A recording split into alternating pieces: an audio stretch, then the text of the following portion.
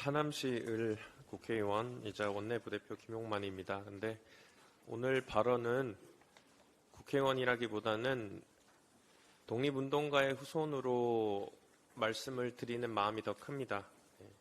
발언 시작하겠습니다. 얼마 전 광복 회장님께서 용산에 밀정의 그림자가 존재한다고 말했습니다. 저는 조금 다르게 생각합니다. 저는 용산 그 자체가 밀정일 수도 있겠다는 생각이 듭니다. 독립기념관이 개관 37년 만에 처음으로 광복절 경축식을 진행하지 않는다고 합니다.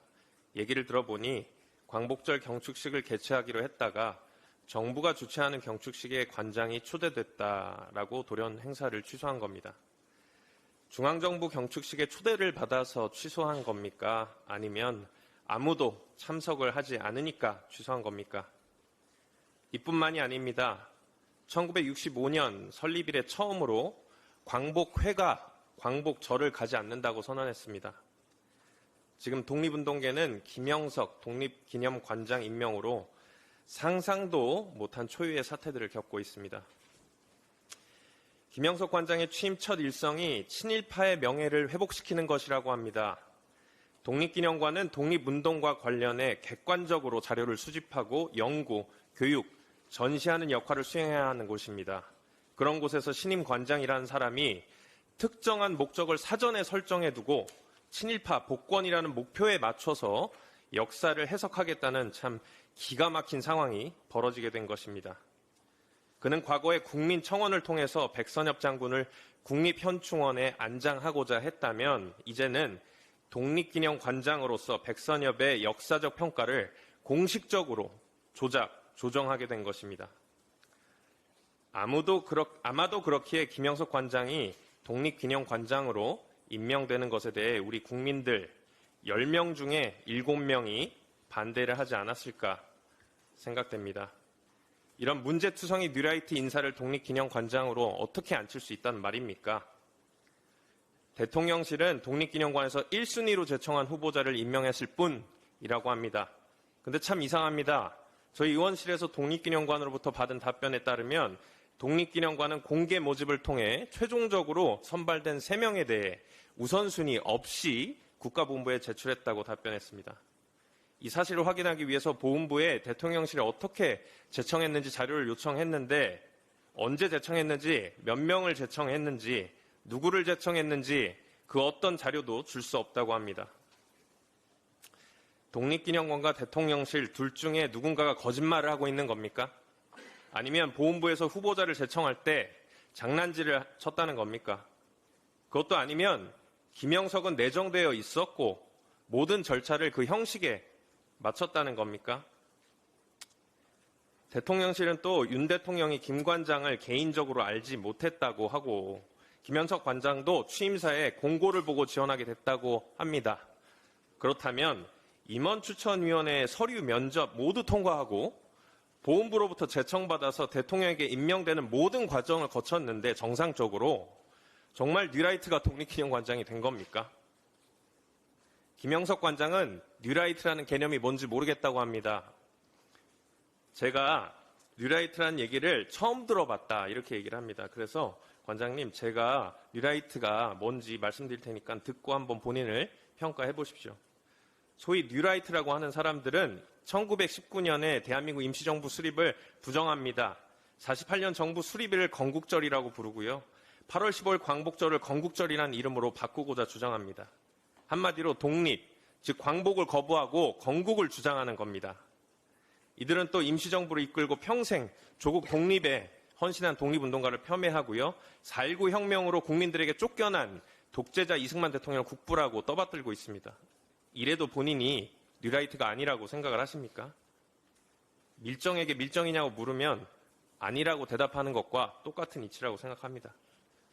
김영석 관장은 후보자 면접 당시에 일제 식민지대 때 한국 국적이 뭐냐고 하니까 일본이라고 대답했습니다. 민족 말살 정책을 내세웠던 일본 제국이 주장한 내선 일체라고 하죠. 그걸 그대로 인정한 겁니다. 사실 뉴라이트 정도가 아니라 친일 매국노라고 불러야지 더 적합한 것 아닐까요? 윤석열 대통령의 역사 왜곡 친일 행각은 친일 인사행각은 독립기념관으로 그치지 않았습니다. 윤석열 대통령은 22년 9월 국가교육위원회에 친일 독재를 미화했던 이배용 위원장을 지난 5월 제가 여기에서 처음 부대표 인사를 드렸을 때 말씀드렸었죠. 국사편찬위원회에 국정교과서를 편찬했던 허동현 위원장을, 그리고 지난 2일에는 한국학중앙연구원에 일본의 식민 지배를 비판하지 말라고 얘기하는 김낙엽 원장을 임명했고요. 이번 광복절을 부정하는 김영석 관장을 이번에는 독립기념관장으로 임명했습니다. 윤석열 대통령의 연이은 뉴라이트 인사 기용은 우연일까요? 계속되는 우연은 우연이 아니겠죠. 분명 필연일 겁니다. 일본과 윤석열 대통령은 완벽한 내선일체, 일본과 한몸인 듯한 모습을 보이고 있습니다. 마치 윤석열 대통령은 친일 매국 대통령이고 대통령실은 조선 총독부가 아니고 용산 총독부가 된 것 같습니다. 그리고 윤석열 대통령과 기시다 총리는 그렇게 사이좋게 미국 여론조사 기관에서 글로벌 지지도 평가 25개국 중에 긍정평가를 최하위점 25위와 24위 나란히 받았고요. 윤석열 대통령 부정평가 꼴찌입니다. 79년 광복절이 이틀 앞으로 다가왔는데 저는 벌써부터 두렵습니다. 다가오는 79주년 광복절 경축사에서 또 어떤 망언을 할지 염려스럽습니다. 작년 경축사에서도 놀랍게 일본을 공동의 이익을 추구하는 파트너로 미래지향적으로 협력하고 교류해 나가자라고 메시지를 던졌습니다. 그 이후에 21개 만장일치제로 운영되는 유네스코의 일본 사도광산을 한국 강제노역 문구 하나 없이 등재시켜주고요. 그 직후에 일본에게 독도 수호 활동에 대한 비난을 받고 있습니다.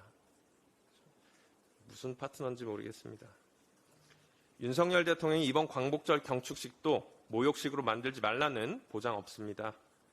이미 독립운동가 후손분들 광복절 경축식 거부하기로 결정했고요. 오죽하면 윤석열 대통령 친구 아버지인 광복회장마저도 광복절 행사 불참 의사를 밝혔겠습니까?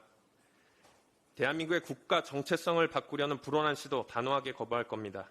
더불어민주당은 윤석열 정권의 광복절 경축식을 당연히 거부하고요. 시민사회와 함께 진행하는 진짜 광복절 기념식에 참석할 겁니다.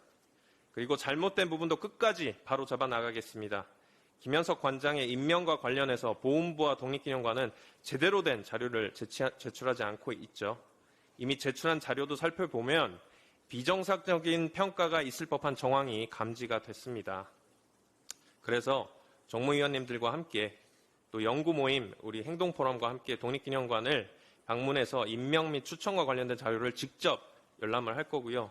김영석 관장을 1등으로 만들기 위한 점수 조작이 있었는지, 보훈부는 무엇을 근거로 김영석 관장을 제청한 것인지 이 사건의 진상을 밝히기 위해서 내일 오전 독립기념관을 직접 방문하겠습니다.